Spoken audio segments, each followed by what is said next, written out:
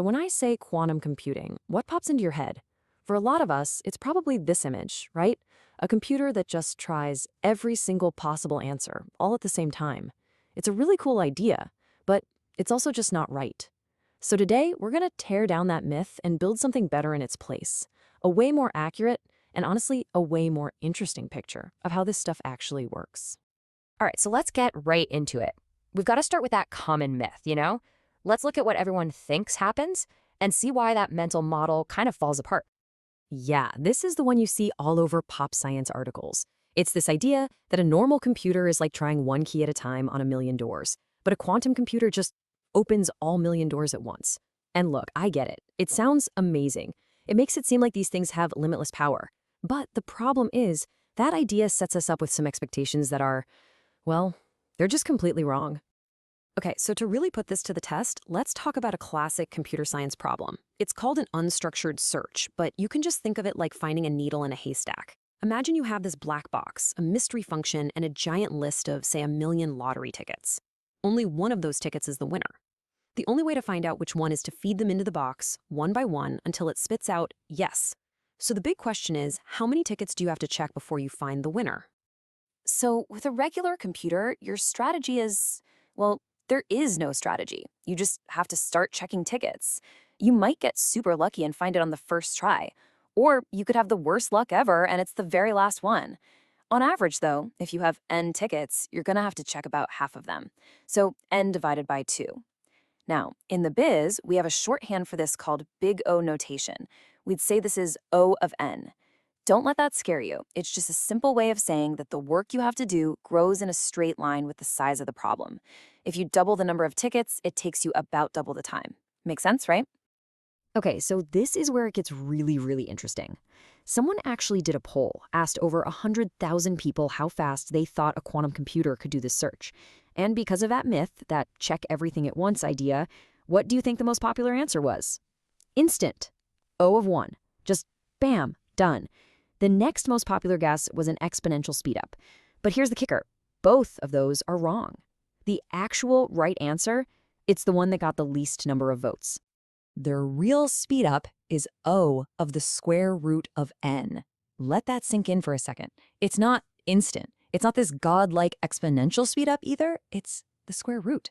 And that's probably not what you were expecting, right? So now we have a puzzle. If it's not checking everything at once, what on earth is it doing? To figure that out, we have to completely scrap that old mental model and build a new one from the ground up. All right, time for a reset. Let's build a better, more honest picture of what's going on. And it all comes down to just a few core rules. And yeah, they're a little weird. Okay, if you only remember one thing from this whole explainer, make it this. For a normal computer bit, what it is and what you read are the same thing. If the bit is in a 0 state, you look at it, you get a 0. Simple. But for a quantum bit, a qubit, that's not true at all. The internal state, the real state, is something way more complex. It's a vector. Think of it like an arrow pointing somewhere in space. But, and this is the crucial part, when you actually look at it, when you measure it, all you get is a plain old 0 or 1. And which one you get is totally random based on probabilities. So let me say that again. The internal state is not the same as what you measure. So this true state has a name. It's called the state vector. And I want you to really visualize this as an arrow. But it's not an arrow in our familiar 3D world. It's an arrow in a huge, abstract space where every possible answer is its own dimension. So if you're searching our million lottery tickets, this is an arrow in a million-dimensional space. It sounds nuts, I know. But the key is, the computer isn't juggling a million different things. It's manipulating this one single vector. Okay, to understand the magic trick here, we only need 3 rules of the game. That's it. Rule number 1, we already covered it. The computer's state is one single vector. Got it? Rule number 2, this one's important. The chance of seeing any particular answer when you finally measure it depends on how much that vector is leaning in that answer's direction. The more it points towards an answer, the higher the probability you'll see it. The math is you just square that component, but the idea is simple. More lean, more likely. And finally, rule number 3. The moment you measure, everything changes. Let's say you get answer number 42. Well, that giant vector instantly snaps and points 100% at answer 42. The game is over. That's it. One vector, probabilities from leaning, and collapse on measurement. Those are the rules. So, with those three weird rules in our back pocket, let's see how we can use them to play a really clever geometric game to find that winning lottery ticket. Okay, so forget that whole checking all answers thing. The real strategy here, the goal of what's called Grover's algorithm, is so much cooler. You start things off by pointing your state vector in a very specific direction, one that's a perfect equal mix of all possible answers. Every lottery ticket has the same tiny chance. Then the whole game is to apply a series of clever little pushes that slowly, methodically rotate that vector until it's pointing almost right at the winning ticket. So how do you do that rotation? Well, it happens in two moves that you just repeat over and over. Move number one is called the oracle flip. Now, remember that black box function? It's the oracle. You let it interact with your vector, and it doesn't tell you the answer. But what it does do is find the one little piece of the vector that corresponds to the winning ticket, and it flips its sign. It just makes it negative. That's it. Visually, what you've just done is reflected your vector across a mirror that's made up of all the wrong answers. Okay, so that's move one. Now for move number two, the balance flip. You take that vector you just flipped, and you do a second flip, but this time you're reflecting it across the line where you started, that perfect, balanced average of all the answers. And the result of doing the second flip is that the vector gets a little nudge. It moves just a tiny bit closer to the direction of the correct answer. And right here, this is the aha moment. This is the whole trick. Because, and this is just a cool fact of geometry, if you reflect something twice, what you've actually done is a rotation. So every time we do that oracle flip and then the balance flip, we aren't just randomly throwing this vector around. We are performing one small, controlled rotation, inching it closer and closer to the answer we want. Pretty cool, right? But how does all this geometry stuff get us to that square root speed up? Let's connect the last few dots. Okay, so each of those little rotations is just a tiny nudge. The bigger your haystack, the more items n you have, the smaller each little nudge is. So the question becomes, how many of those nudges, those rotations, do you need to do before your vector is pointing right at the answer? Well, the math works out beautifully. The number of steps you need is about the square root of the total number of items, and that is exactly where the O of square root of n comes from. It's not some weird quantum magic. It's just the basic geometry of how many small rotations it takes to get across this high-dimensional space. Let's put some real numbers on this to see how big a deal it is. Searching for one winning ticket out of a million, a classical computer is going to have to check, on average, about 500,000 of them. 500,000 checks.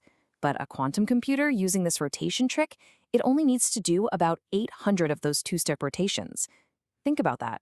500,000 versus 800.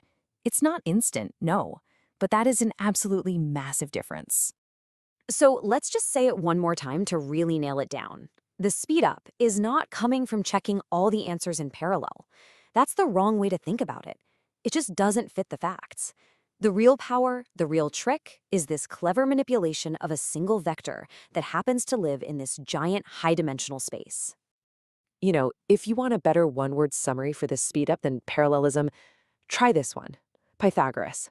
Seriously, think about it. If you want to get from one corner of a big box to the corner diagonally opposite, you can walk along the edges. That's the long way. That's the classical O of n path. Or you can just cut straight through the middle, along the diagonal. That's a shortcut, right? The Pythagorean theorem tells us that path is shorter. That's what the quantum algorithm is doing. It's finding a diagonal shortcut through this huge space of possibilities. Right. So at this point, you might be thinking, okay, a square root speedup. It's not exactly the earth-shattering exponential speedup I've heard about for things like breaking codes.